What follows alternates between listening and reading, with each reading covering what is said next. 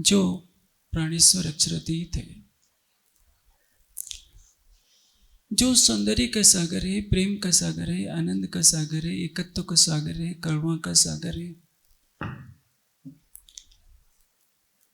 जिसका धाम अनंत है, महिमा अनंत है, शोभा अनंत है, वह स्वयं महामती जी के धाम हृदय में विराजमान होकर अपने ही श्रृंगार का वर्णन कर रहा है, ताकि परम धाम की भटकती हुई आत्माएं यह जान सके कि संसार के जिस कीचड़ में अपने जीवन के अनमोल समय को व्यर्थ कर रही हैं, यदि उससे पल भर भी नजर हटाकर उधर की तरफ नजर करती है तो वे स्वयं ही सौंदर्य के उस सागर में डूब जाएंगे, जिसकी एक बूंद इस सृष्टि में आ जाए तो सारी सृष्टि धन धन हो जाए। अभी आपने श्रृंगार वाणी का गायन सुना, नूर भरे नैना निर्मल। प्राणेश्वर अक्षरातीत के नेत्र कैसे हैं? हमने इस संसार में माया की आंखें देखी, पंचभूतों का ये तन दिखा है, किसी का शरीर कितना भी सुंदर हो, लेकिन आप जानते हैं आंतों में तो मल ही जमा होता है, जब बाहर निकलता है तो उससे दुर्गंध आती है। परम धाम में क्या है? अनंत सौंदर्य, एक कण में इतना तेज है कि करोड़ों सूर्यों का तेज उसके समक्ष फीका लग जाए। और जानते हैं वह तेज कहां से प्रकट हुआ है, वह शोभा कहां से प्रकट हुई है? अक्षरातीत के हृदय से।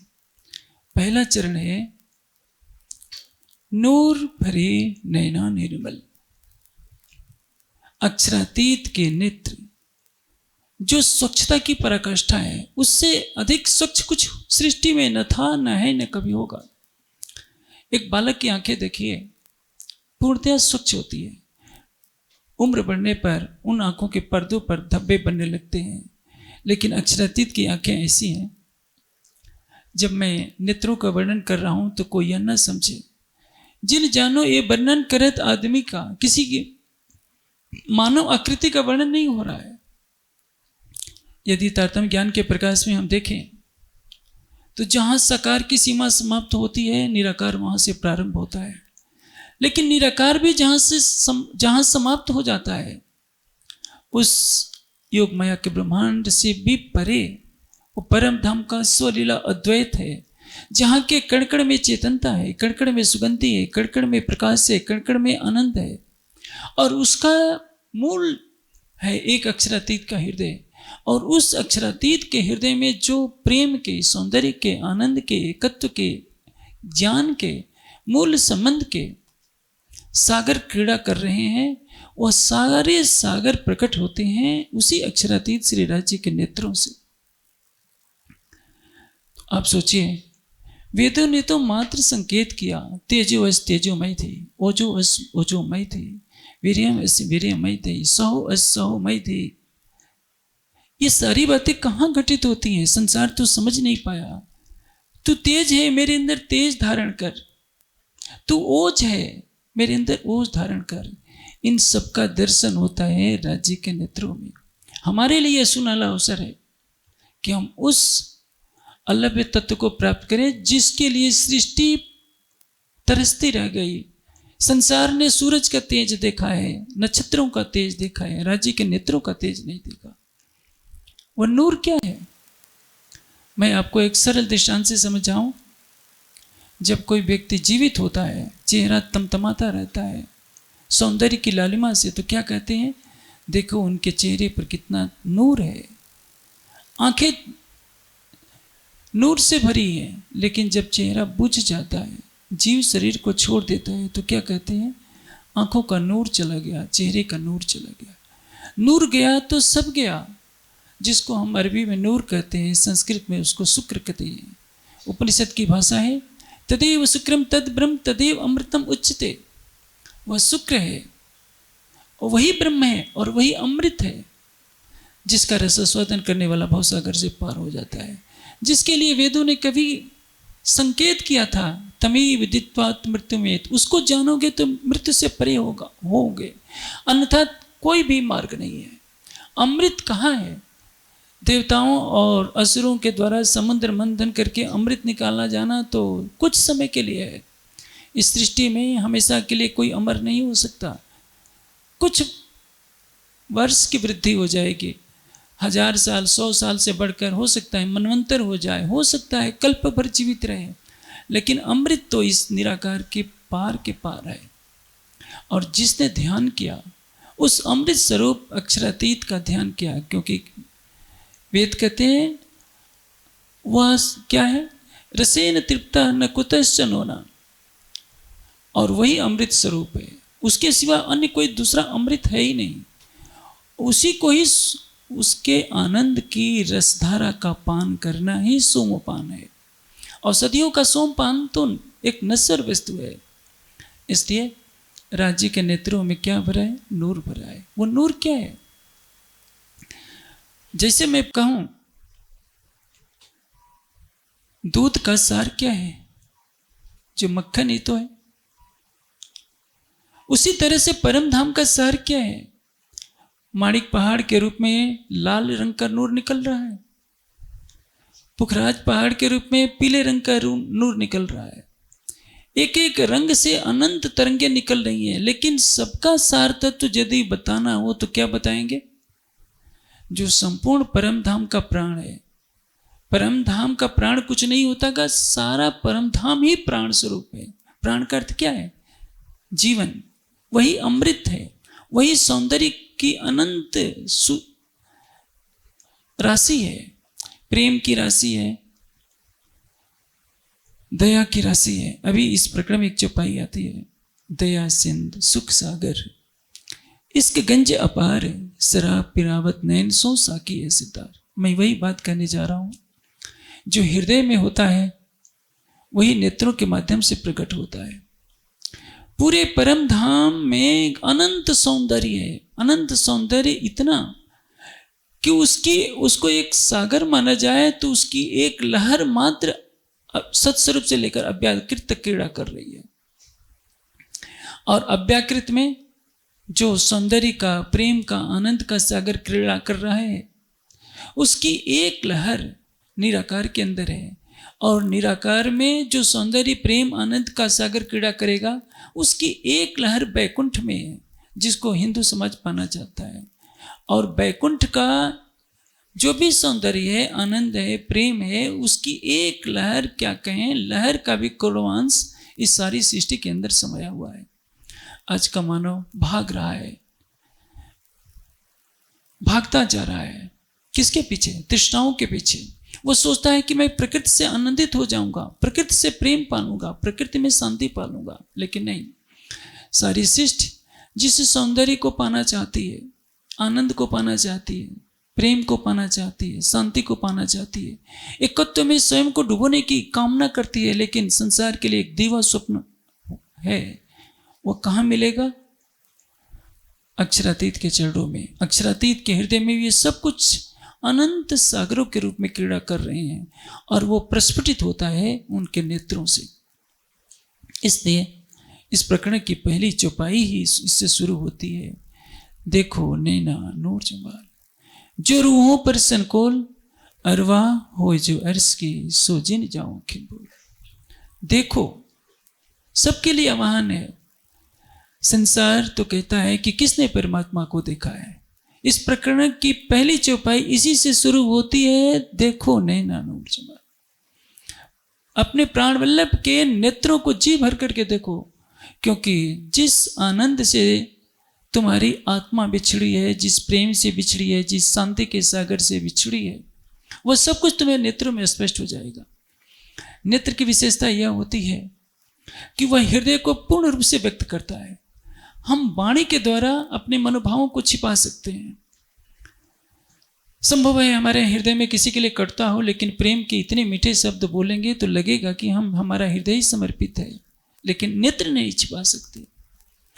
नेत्र प्रेम की भाषा जानते हैं, नेत्र घृणा की भाषा जानते हैं। बिना बोले, बिना किसी संकेत के नेत्रों से पता चल जाता है कि उस हृदय में कौन सी भावनाएं छिपी हुई है।